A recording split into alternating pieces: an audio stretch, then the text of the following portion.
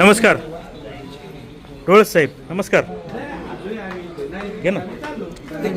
तुम्ही आता शिवसेनेतून इच्छुक आहे, तुमची तयारी देखील सुरू आहे. काय सांगाल? शिवसेनेतून पंचायत समिती 12 मधून तुम्ही आता इच्छुक आहेत. शरददादांनी निर्णय जो घेतील ना मान्य राहील आम्हाला. बर, शरददादा निर्णय घेतील तो मान्य. मग तुम्ही प्रचार करत होता आता अगोदर? प्रचार चालूच आहे आमचा शिवसेनेच्या चिन्हावर. शिवसेनेच्या चिन्ह. सुनीताताई बोराडे शिवसेनेमध्ये येण्यासाठी इच्छुक आहे, म्हणजे ते शिवसेनेमध्ये आहेतच आहे, तर उमेदवारी पण मागतात. जर सुनीताताई बोराडेने उमेदवारी दिली तर तुमचा रोल काय राहील? आता दादाच ठरवतील ते, आम्ही दादा घेतील तो निर्णय तुम्हाला मान्य? तो मान्य राहील. सुनीताताईने शिवसेनेमध्ये घेतलं तर तुमची हरकत नाही, आता दादा उमेदवारी दिली तर काय हरकत नाही. दादा तो निर्णय घेते तो आम्हाला मान्य राहील. तुमच्या पत्नी पंचायत समितीला इच्छुक आहेत आणि असं सांगितलं जातंय का तुम्हाला तिकीट मिळाले काय? आता दादांनी आम्हाला म्हणजे सांगितलंच होतं, तुम्ही तयारी लावा, का काम चालू करा. मग तुम्ही माघार घेणार का शरददादांनी सांगितल्यावर? बघू आता काय होते. बाकी आमचे जे कार्यकर्ते आहेत त्यांना विचारावं लागेल आम्हाला.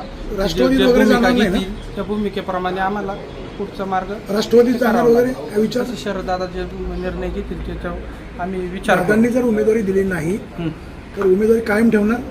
नाही, आता बाकी कार्यकर्ते असतील त्यांचे विचार घ्यावा लागतील आम्हाला. सुनीता बोराडेंना उमेदवारी दिली तर तुम्हाला चालतंय? चालेल ना शरददादांनी दिली तर? आता दादा ठरवतील त्याच्यावर. आणि जर दादा ठरवतील ते, मग शरददादांनी जर तुमच्या पत्नीला उमेदवारी दिली नाही तर मग काय? तर बघून आता कार्यकर्त्यांचा विचार घ्यावा लागेल, पहिल्यांदा दादांचा विचार घ्यावा लागेल. त्या हिशोबाने आम्ही पुढे जाण्याचा प्रयत्न करू.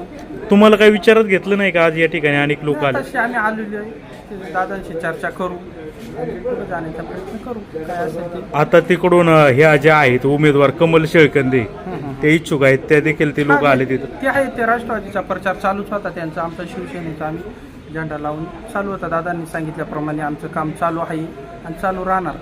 मग दादांनी काय केलं पाहिजे? निष्ठावंताला न्याय द्यायचा का त्यांना घ्यावं? काय वाटतं तुम्हाला? दादा ठरवतील निष्ठावंतांना न्याय द्यायचा का बाकीच्यांना न्याय द्यायचा. मग दादांचा निर्णय तुम्हाला मान्य काय असलं तरी? बघू आता पुढचं बाकी कार्यकर्त्यांचा विचार घ्यावा लागेल. ड्युअल आर्थिक काय बोलता? म्हणजे शरददादांनी सुनीताताई किंवा ते इतरांना कसं होतं, सुनीता बोराडेंनी घेतलं तर तुम्ही मान्य आता करताय? निर्णय मी इथं देऊ शकत नाही ना, कारण का तो माझ्या मागचे कार्यकर्ते त्यांचा पहिला विचार घ्यावा लागेल. त्यांचं काय म्हणणं आहे, पुढं जायचं किंवा काय करायचं, ते म्हणजे थांबायचं तर थांबून घेऊ शकतो, तसं काय नाही. मग शरददादांचा निर्णय मान्य करणार नाही, कार्यकर्ता महत्वाचा आहे. काय होतं, कार्यकर्ता आपण समाजात फिरलोय, आतापर्यंत झेंडा लावून फिरलेलो आहे, त्याच्यामुळं पहिला कार्यकर्त्यांचा विचार केला जाईल, असं माझी ठाम भूमिका आहे.